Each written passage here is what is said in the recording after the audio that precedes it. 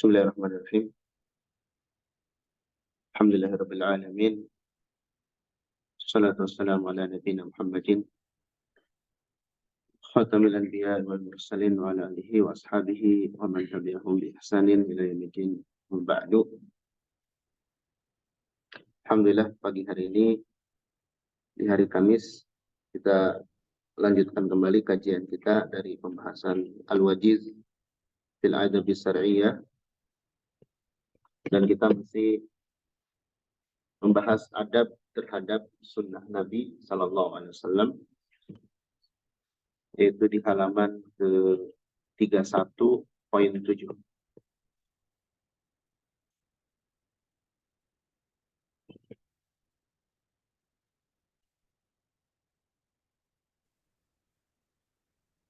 Penulis wafaqahullah mengatakan, alal muslimi an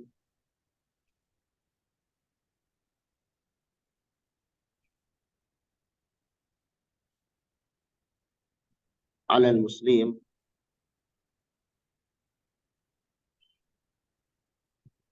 wajib kepada muslim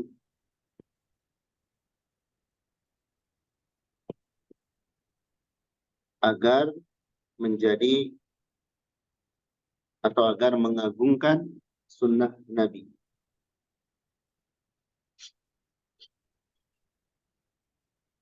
Hariusan alal amal biha. Semangat sungguh-sungguh mengamalkannya. Bersungguh-sungguh mengamalkan dengannya.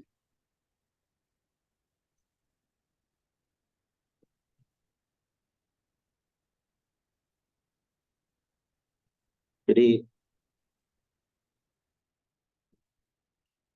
sunnah Nabi itu dipelajari, setelah dipelajari diagungkan. Diagungkan itu maksudnya apa? Kita betul-betul menganggap itu hal yang berharga, hal yang perlu dijaga. Misalnya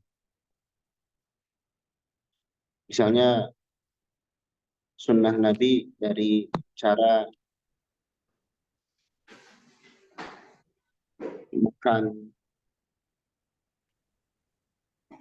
makan dengan tangan kanan misalkan.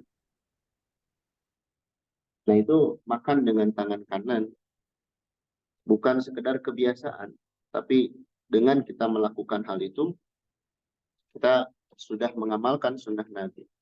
Jadi tidak menganggapnya sebagai sebuah kebiasaan semata. Atau misalnya pakaian, tidak menganggap sebagai gaya saja, tapi itu bagian dari pengamalan terhadap sunnah. Kemudian kita berbuat baik, mengamalkan hak sesama muslim, bukan kita ingin dibalas dengan kebaikan yang sama, tapi dalam rangka mengamalkan sunnah.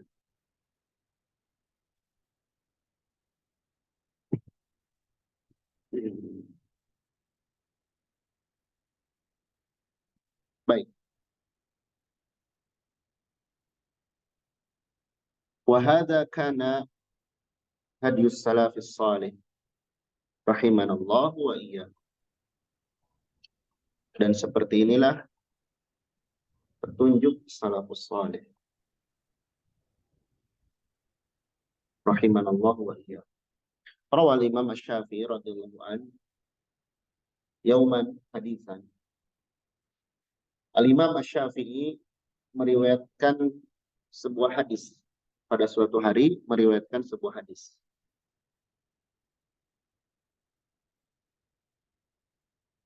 Ini contoh bagaimana ulama dulu, para salaf, mengagungkan sunnah.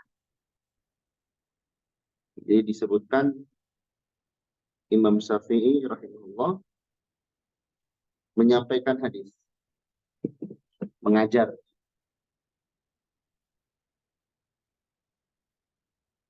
Wa qala innahu sahih. Dan beliau berkata bahwasanya hadis tersebut sahih.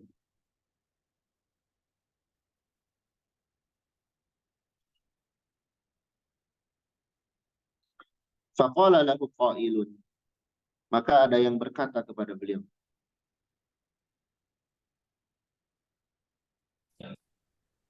Ada yang bertanya, ada yang berkata, Ataqulu bihi ya Aba Abdillah. Apakah engkau mengatakan seperti itu, wahai Abu Abdillah? Seolah orang tersebut tidak percaya.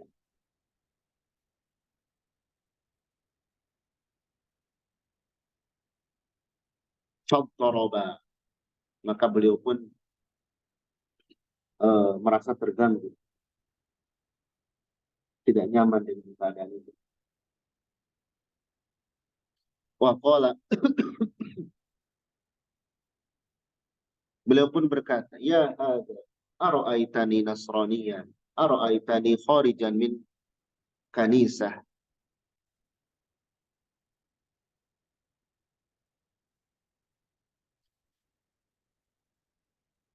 ara'aita fi wasati zunnara.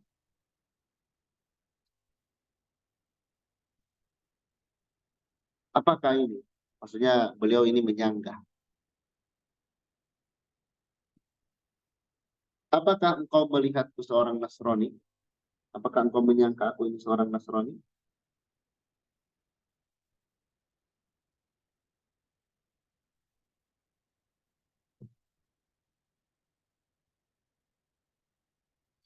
Apakah engkau melihatku keluar dari gereja? Apakah engkau melihat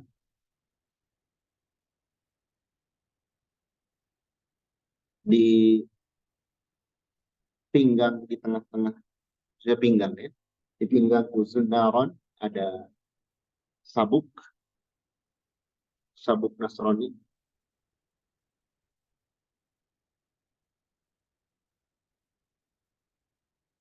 Arwi hadithan an Rasulillah wala aqulu.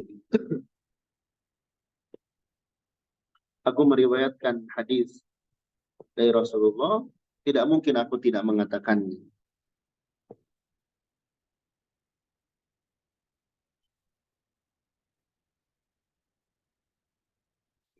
Maksudnya Imam Syafi'i ketika ada yang meragukan terhadap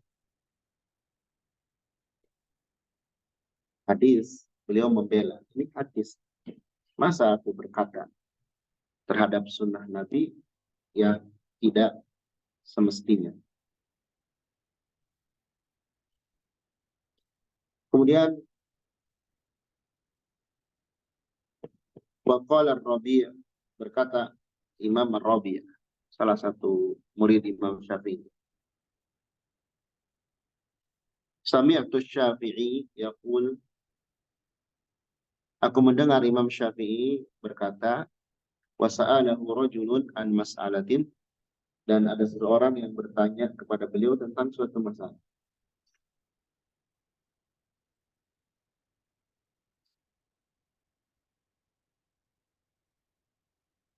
Faqala, maka Imam Syafi'i berkata,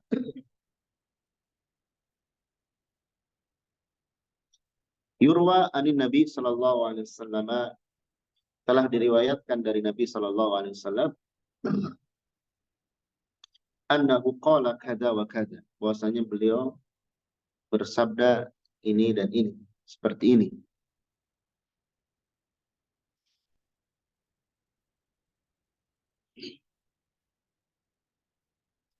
Faqala lahu sa'il, maka yang bertanya berkata kepada beliau. Jadi ketika Imam Syafi'i meriwayatkan hadis, orang tersebut menyanggah. Ya Aba Abdillah, ataqulu bihadza, wahai Abu Abdillah, apakah engkau mengatakan seperti ini?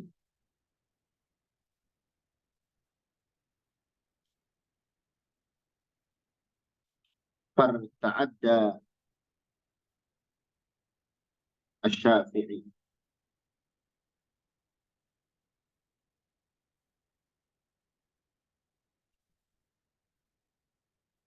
Maka Imam Syafi'i gemetar.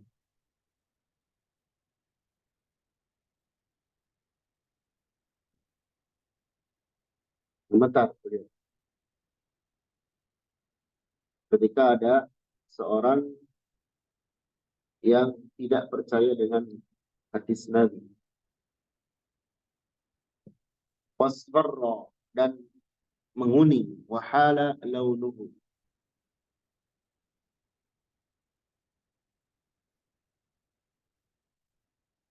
dan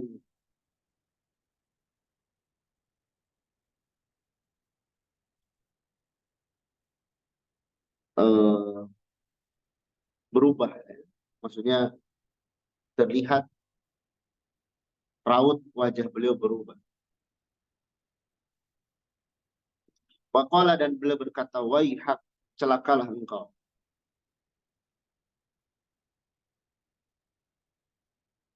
Ini Imam Syafi'i ketika dituduh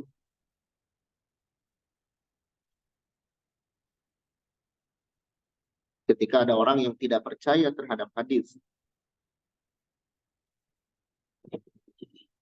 Ya.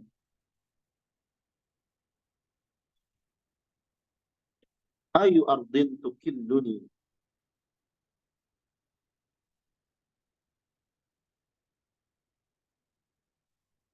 bumi mana yang bisa membawaku? Wa ayu sama'in tudhilluni, dan langit mana yang bisa menaungiku? Ini perkataan yang disampaikan sebagai pembelaan. Maksudnya aku tidak mungkin melakukan hal seperti itu. Idza rawaitu an Rasulillah SAW syai'an falam aqul bihi. Jika aku meriwayatkan dari Rasul SAW sesuatu dan aku tidak mengatakannya.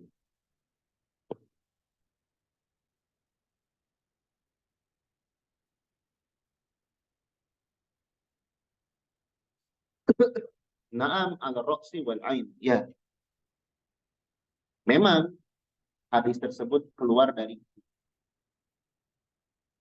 maksudnya Imam Syafi'i yang menyampaikan, tapi itu dari Nabi SAW. Wafilafdin, dan pada suatu lafaz, mata rawaitu an Rasulillah SAW, kapan saja aku meriwayatkan dari Rasulullah SAW sebuah hadis, walam a'khud bihi, dan aku tidak mengambilnya, fa'ushidukum, maka aku persaksikan kepada kalian, anna aqli qad dhahaba, sungguhnya akalku telah. Jadi kalau ada hadis yang diriwayatkan dari Rasulullah, kemudian beliau tidak mengamalkannya, tidak mengambilnya, maka beliau menganggap dirinya tidak punya akal. Ini pembelaan generasi salafus saleh, Al-Imam As-Syafi'i, mengagungkan sunnah Nabi SAW. Iya, di antara bentuk pengagungan terhadap sunnah itu kita mempelajarinya,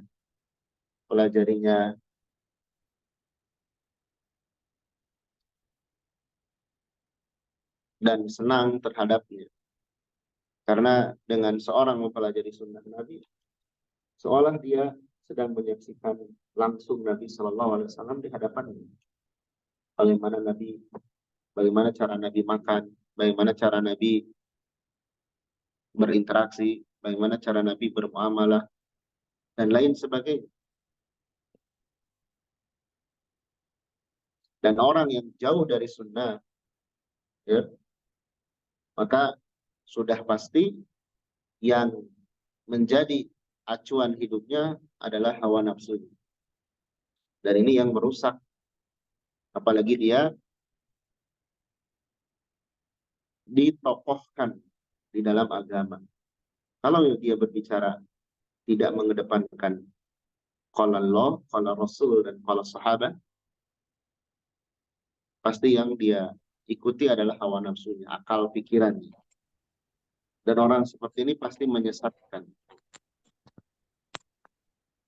Kata para sahabat, ittabi'u wa la tattabi'u faqad kufitum. Sudah lewat kalau tidak salah. Ikutilah Nabi, sunnahnya, pelajari, amalkan, dan jangan buat hal yang baru. Kalian sungguh telah dicukupkan dengan sunnah. Kemudian yang kedelapan, alal muslim an yakuna mudafi'an anis sunnatin nabawiyyah.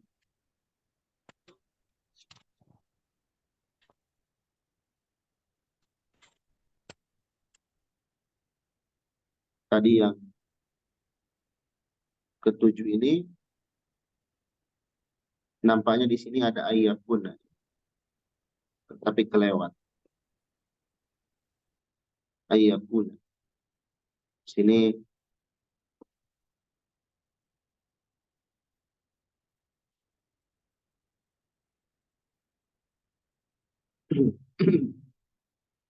baik. Wajib kepada seorang muslim ayyakuna mudafi'an anis sunnah. Dia membela terhadap sunnah nabawiyah. Mengagungkan dan membela.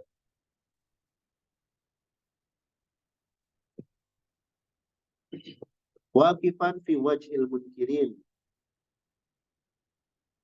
munkarin laha. Dia berdiri, maksudnya siap melawan,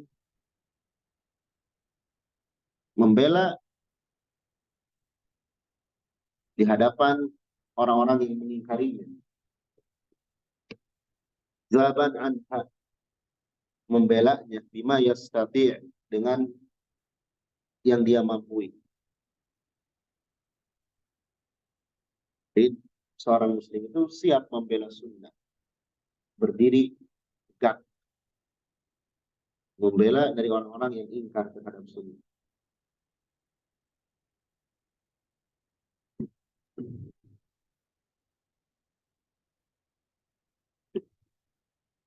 Dengan kemampuan dia. Makanya ya sebagian penceramah atau dari dulu para ulama mengerahkan segenap kemampuannya, bukan hanya tenaga, pikiran, dan harta, bahkan jiwa ini dikorbankan untuk membela sunnah. Kalau zaman sekarang kita bisa lihat, kadang manusia itu ketika berhadapan dengan sunnah, jangankan membela, mempelajarinya pun tidak. Sehingga orang-orang yang membela sunnah terkadang mendapat ujian yang berat. Tapi membela sunnah itu hal yang mulia. Kenapa? Li'anna difa anha difa'un anidin nafsi. Karena membela sunnah merupakan pembelaan terhadap agama itu sendiri. Jadi membela sunnah berarti kita membela agama Islam. Karena al-Islam was sunnah wal Islam. Kata al-Imam al-Barbahari. Islam adalah sunnah dan sunnah adalah Islam.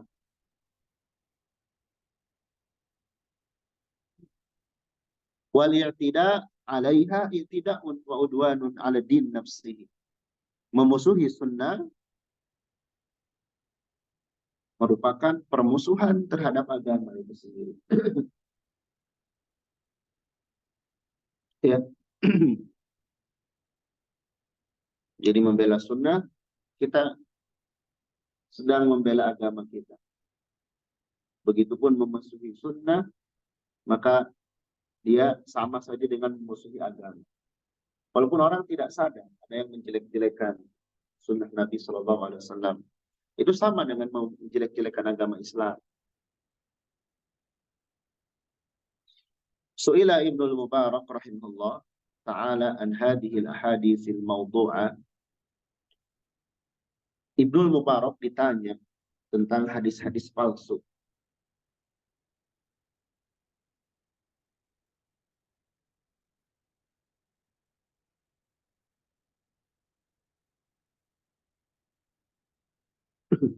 Maka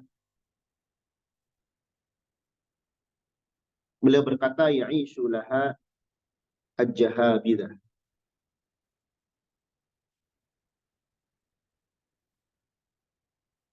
Menghidupkan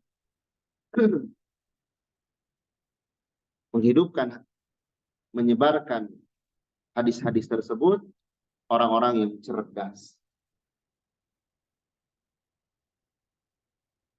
Jadi dalam hadis itu ya, tidak semua hadis yang disebut hadis oleh manusia itu betul asli dari Nabi Shallallahu Alaihi Wasallam. Jadi ketika mendengar ada hadis, jangan kemudian kita langsung percaya sebelum melihat langsung, atau sebelum cek benar nggak itu hadis dari Nabi. Makanya para ulama membuat kaidah-kaidah ilmiah untuk menentukan keabsahan hadis. Betul nggak itu dari Nabi? Makanya ada ilmu mustalahul hadis untuk mengecek benar nggak ini dari Nabi. Dan hadis itu diantara jenisnya ada hadis maudhu, hadis yang palsu. Itu bukan hadis, tapi karangan orang. Dan dinisbahkan kepada Nabi. Padahal itu karangan. Lalu dia sebut ini dari Nabi. Orang yang melakukan seperti itu mengarang hadis, itu dosanya besar sekali. Diancam masuk neraka. Orang yang membuat hadis palsu. Kata Ibnul Mubarak, Ibnul Mubarak ditanya tentang hadis-hadis palsu. Ibnul Mubarak itu ahli hadis. Maka beliau menjawab, hadis palsu itu dibuat oleh orang-orang yang cerdas.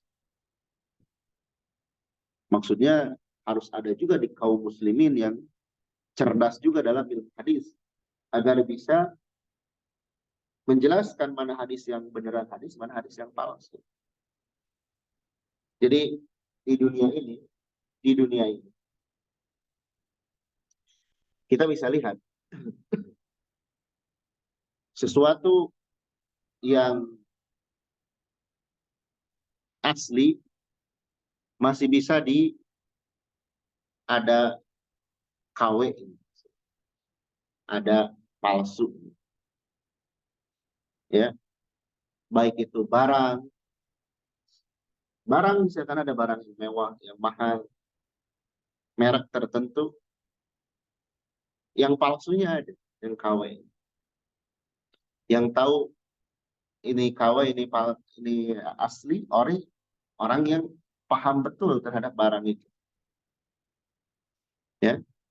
Dan orang yang membuat KW terhadap barang tertentu bukan orang sembarangan. Misalkan orang mau membuat HP atau barang yang lain yang bagus, dia menirunya. Orang yang meniru itu bukan orang yang bodoh, tapi orang yang cerdas. Berarti ini bahaya. Karena orang yang cerdas itu, yang kecerdasannya dipakai untuk menipu orang, nah ini lebih berbahaya. Jadi hadis-hadis palsu itu dilestarikan oleh orang-orang yang cerdas. Ini perlunya kehati-hatian. Wa an ibni Ulayya wa Ishaq bin Ibrahim qala, beliau berdua berkata, akhadha Harun ar-Rasyid zindiqan. Harun ar-Rasyid menangkap seorang yang zindik, munafik.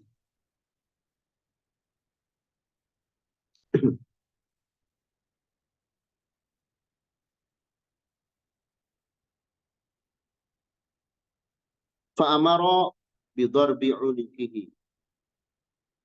Maka beliau memerintahkan agar memukul pundak.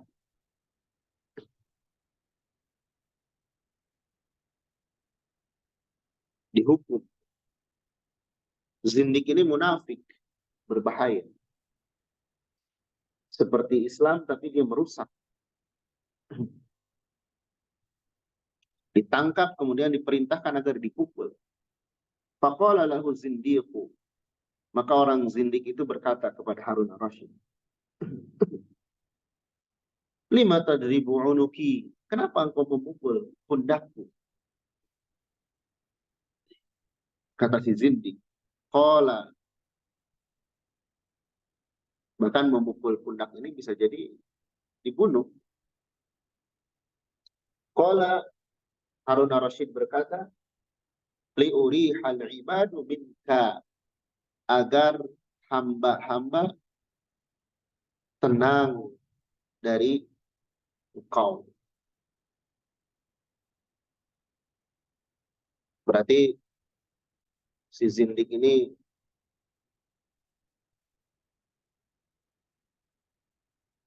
sering dianggap membuat kekacauan, bahaya.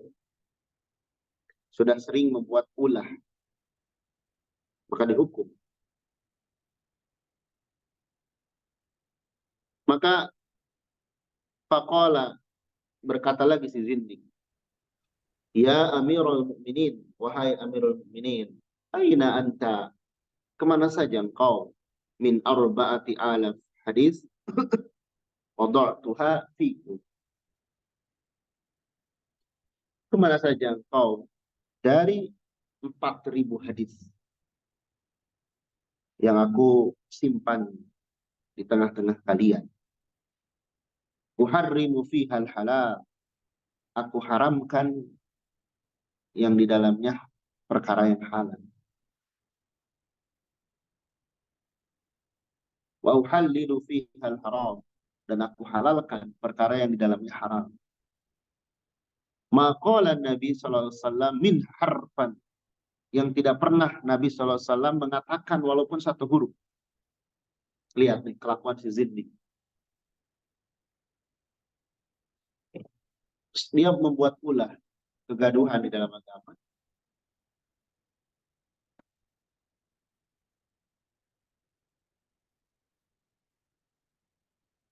Selain itu dia memalsukan berapa hadis?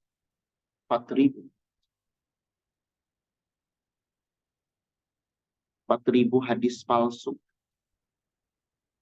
Ya, hadis palsu beredar di tengah-tengah umat saat itu. Dan bahayanya lihat, kata si zindik ini, dalam hadis tersebut, sesuatu yang halal diharamkan. Yang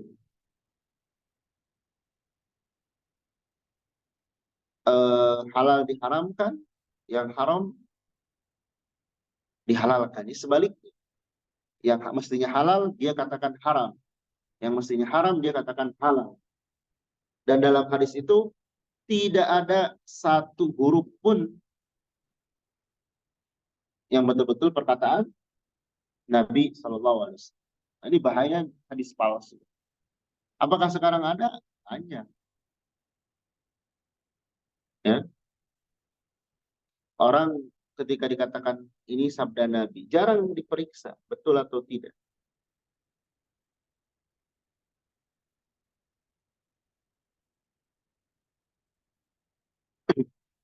Baik.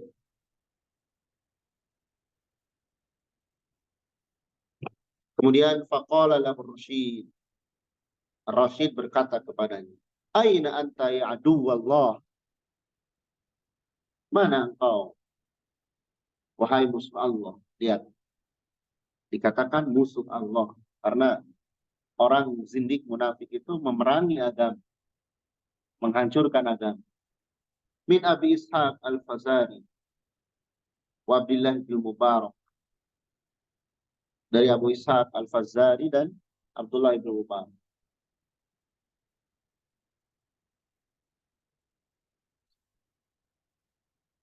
Yunkhila niha nakhlan. Beliau berdua menyaring hadis tersebut. Fayukhrijaniha harfan. Dan keduanya ya mentakhrij hadis huruf demi hurufnya.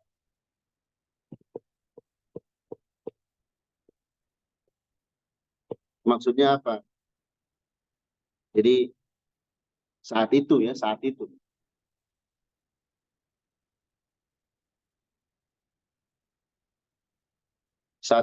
si Zindik mengancam, saya sudah bikin 4.000 hadis palsu.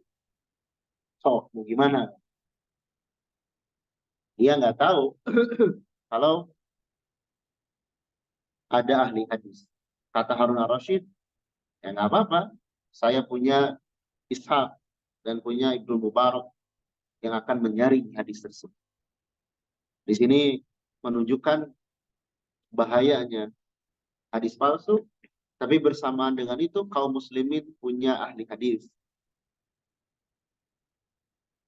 yaitu Ishaq dan Ibnu Mubarak.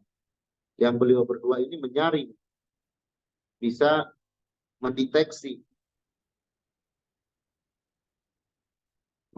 mana hadis beneran, mana hadis palsu. Ada ilmunya. Dan di sini menunjukkan beliau juga berdua hafal banyak hadis. Ya. Nah, ini bentuk membela terhadap sunnah. Cuman di zaman sekarang, ketika ada hadis palsu beredar atau ada pemahaman seorang yang keliru beredar, terus ada yang meluruskan, biasanya suka marah. Baik ustadznya atau pengikutnya. Padahal meluruskan pemahaman agama yang jelas-jelas salah, itu bagian dari membela agama. Bukan menjatuhkan martabat orang. Ya. Tapi membela agama Islam dari kerusakan. Alal muslim, wajib kepada seorang muslim an yakuna hariusan, agar semangat bersungguh-sungguh ala ma'rifati sunnatin nabawiyah, untuk mengetahui sunnah Nabi,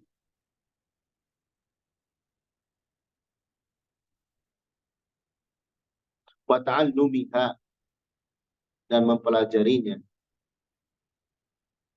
wa hifdhiha, menghafalnya,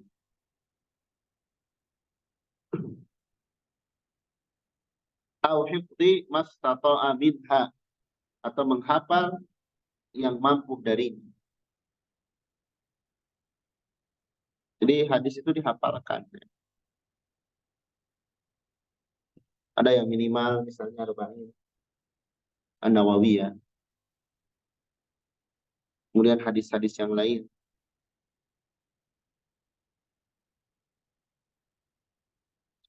Harisan ala tablighiha, semangat menyampaikannya. Wa bayaniha, menjelaskannya. Wa da'wati ilaiha, dan mendakwahkan kepadanya. Pelajari, ya, ketahui, pelajari, hafalkan, sampaikan, jelaskan, dan dakwahkan. Itu agama kita. Hadis, karena tadi menolong hadis, membela sunnah, itu membela agama. Nah, ini bentuk pembelaan. Ya, belajar, mempelajarinya, menghafalkannya, semangat menyampaikannya, menjelaskannya, dan mendakwah.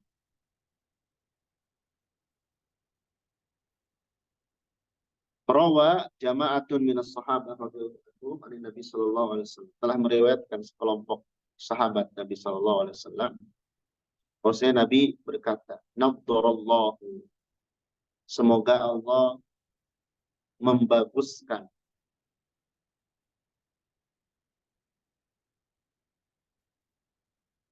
imro'an,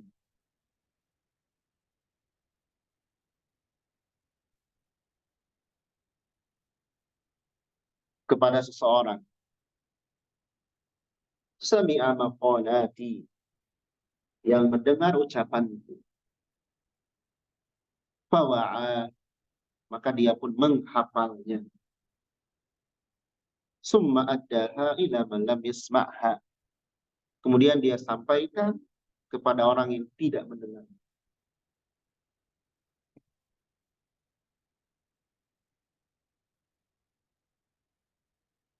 Farubba hamil fikhin la fikha lahu, betapa banyak pembawa ilmu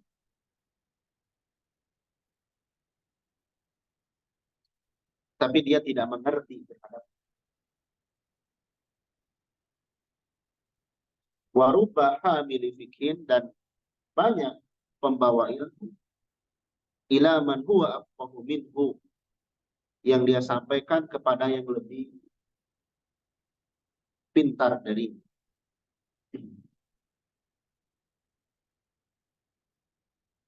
Baik, ini doa dari Nabi Shallallahu Alaihi Wasallam. Nadharullah, ini doa. Semoga Allah membaguskan. Siapa yang Nabi doakan dalam hadis ini? Seseorang yang mendengar hadis, yang mendengar, kemudian menjaga, menghafal, kemudian menyampaikan,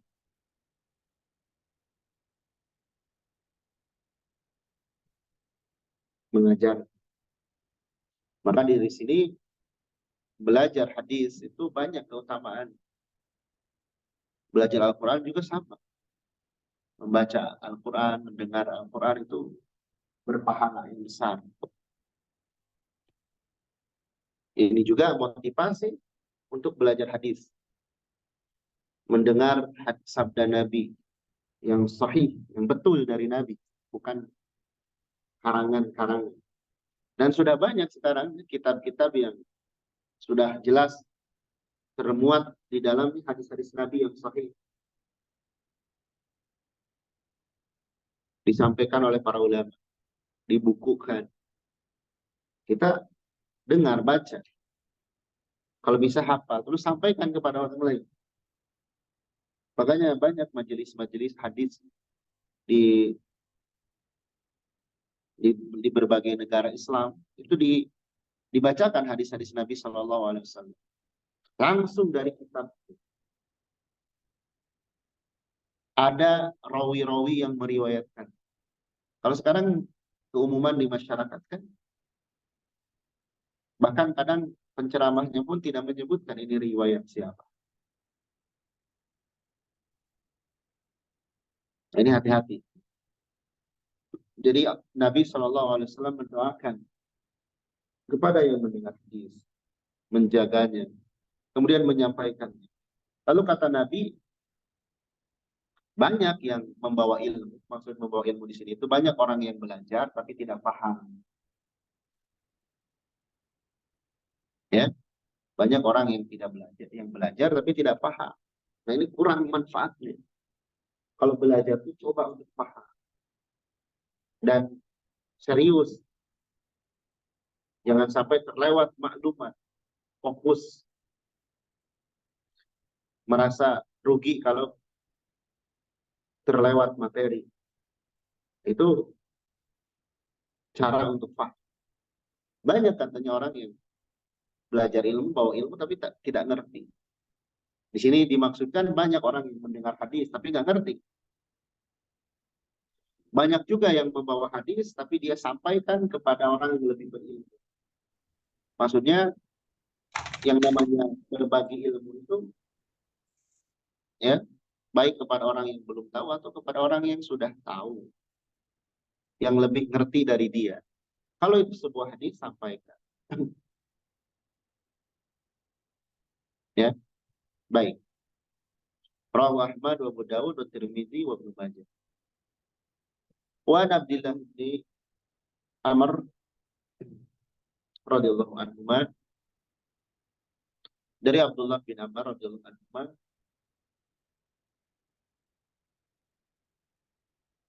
anna Nabiya sallallahu alaihi wasallam qala, bahwasanya Nabi sallallahu alaihi wasallam bersabda, "Ballighu anni walau ayat." Sampaikan dariku walaupun satu ayat. Sampaikan ilmu anni. Nah, ini ada perkataan dariku. Berarti di sini harus dipastikan hal tersebut benar dari Nabi, bukan buatan manusia. Nah, untuk memastikan itu betul dari Nabi atau tidak, nah di sini ada ilmu. Paling tidak kita tahu perawi dari sahabatnya, misalkan ini seperti ini. Misalkan kita menyebutkan ada hadis dari sahabat Abdullah bin Amr. Nabi bersabda. Kemudian hadis ini diriwayatkan oleh Imam Bukhari atau Imam Muslim. Nah, itu paling minimal. Dalam hadis itu kita menyebutkan isi kandungannya, kemudian menyebutkan rawi dari sahabatnya, dan rawi terakhir. Abdullah bin Umar itu rawi pertama yang mendengar langsung hadis tersebut dari Nabi. Imam Bukhari itu rawi terakhir, ya, yang memuat atau mengecek keabsahan hadis itu.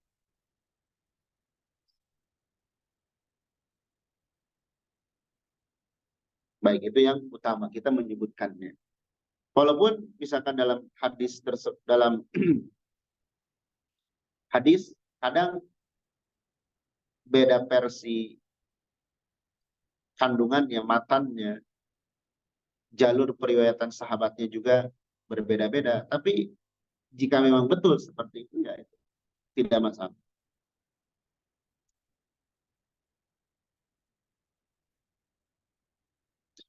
Baik. Yang ke-10, alal muslim, wajib atas muslim an yakuna harisan, agar sungguh-sungguh semangat, alal istidlali, untuk istidlal, memakai dalil, mengambil dalil di sunnatin nabawi, dengan sunnah Nabi. Jadi sunnah Nabi itu jadikan sebagai dalil. Kita tahu dalil, misalkan kenapa seperti ini, harus seperti ini, jangan seperti itu. Karena Nabi bersabda ini. Lebih lengkapnya Allah berfirman, Nabi bersabda. Nah, itu lebih lengkap. Kalau Allah berfirman, Nabi bersabda, para sahabat berkata, para imam menyetujui, nah itu hukum tersebut tidak ada lagi tawar-menawar. Misalnya, Allah Subhanahu wa taala mencela musik. Nabi juga mencela. Akan ada yang menghalalkan, berarti haram itu asalnya. Kemudian para sahabat juga sama, para imam juga menyetujui. Berarti jelas tidak samar lagi. Musik itu haram secara mutlak. Kecuali yang diizinkan, beberapa hal yang itu pun jarang dilakukan. Tapi keumuman, nah itu haram. tidak lagi di otak-atik, ya. Itu dalam berdalil namanya. Begitupun dalam hukum yang lain.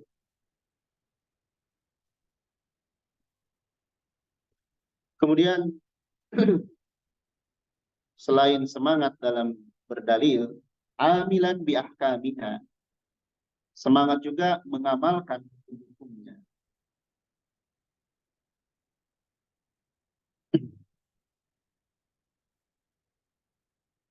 Jadi kalau sudah jelas hukumnya, amalkan. Bagaimana kalau pendapat banyak orang, pendapat A, B, C, D? Gimana sikap kita? Murajjihan lima dalat alaihi sunnah indah khilafil ulama. Kita mengambil pendapat yang kuat, apa-apa yang ditunjukkan oleh sunnah ketika terjadi ikhtilaf di kalangan para ulama. Jadi misalkan pendapat para ulama berbeda, terus kita mana pendapat yang diambil? Lihat yang paling hati-hati. Karena ya, berhati-hati di dalam agama itu lebih selamat daripada serampangan. Berhati-hati di dalam agama itu lebih selamat daripada serampangan. Kalau udah tahu perkara itu haram, itu jelas, jauhi. Yang makruh juga jauhi. Yang mubah dan berlebihan, jauhi. Itu lebih selamat bagi agama kita.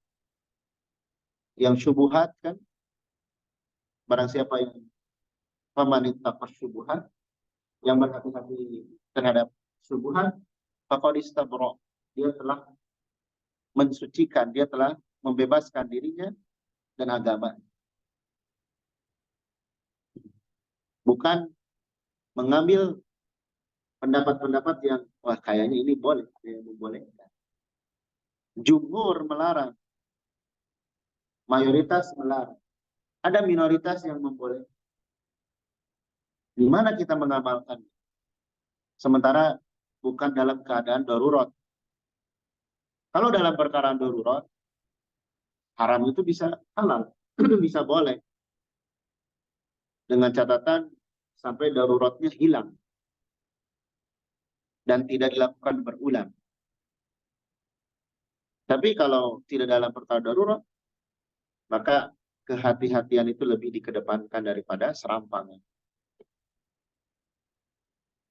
Nah, di sini berarti kita dalam hidup ini, kalau kita sibukkan dengan belajar agama kita, insya Allah waktu itu lebih berkah. Kemudian juga nggak mungkin ada manusia yang menganggur kalau dia perhatian terhadap agama. Misalkan ada orang yang merasa menganggur, ya coba dia isi waktu dengan belajar. Hadiri majelis ilmu. Cari nafkah yang bisa mencukupi kehidupannya. Itu akan lebih berkah bagi dirinya. Ya.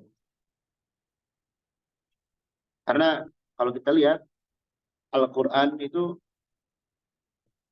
6.000 lebih ayat. Ya. Hadis itu jutaan. Kalau kita pelajari seluruhnya, usia kita belum tentu nyampe. Makanya modal utamanya selain semangat ya harus ikhlas supaya istiqomah.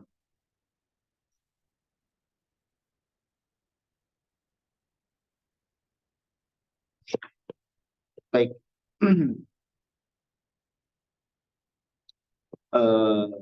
Mungkin itu yang bisa kita bahas ya.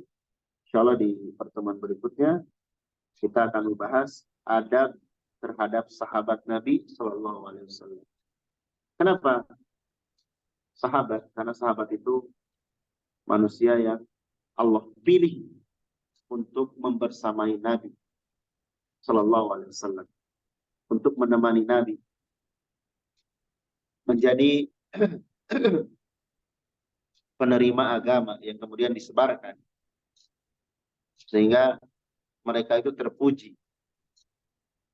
Makanya dalam agama itu berdalil dengan